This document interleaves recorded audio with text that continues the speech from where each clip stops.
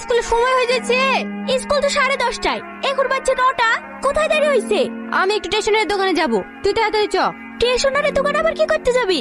এত প্রশ্নের উত্তর আমি দিতে পারবো না, তুই আমার সাথে যাবি কিনা বল। তুই ওই ছেলেটার প্রেমে টেমে পড়িস নি তো? আমি বুঝতে পারছি না জানিস, আমার কেমন জানি সব সময়ের কথা মনে পড়ছে। আমি এসব কিছু বলতে নাই। আরে চল তো। হ্যাঁ রে সাথীমা, তোমার কিছু লাগবে নাকি? রোহন কোথাও গিয়েছে নাকি চাচা? ওর খুব জ্বর তো, তাই কাজে আসতে পারেনি। ওর জ্বর এসছে? ওর বাড়ির ঠিকানাটা একটু বলেন না চাচা। তুমি ওর বাড়ির ঠিকানা লিখি করবা? প্লিজ দেন না, খুব দরকার।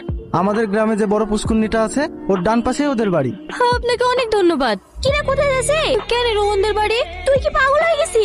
ওর বাড়িতে আমরা গেছি, এটা যদি তোর আব্বু শুনে তাহলে আমাদের কাছে জানতে রাখবে না। আব্বু কিভাবে জানবে? আমি আর তুই তো যাবো। চল না প্লিজ। আমি যেতে পারবো না, আমার রোহনকে দেখতে ভীষণ ইচ্ছে করছে। তুই কেন বুঝতে পারছিস? ঠিক আছে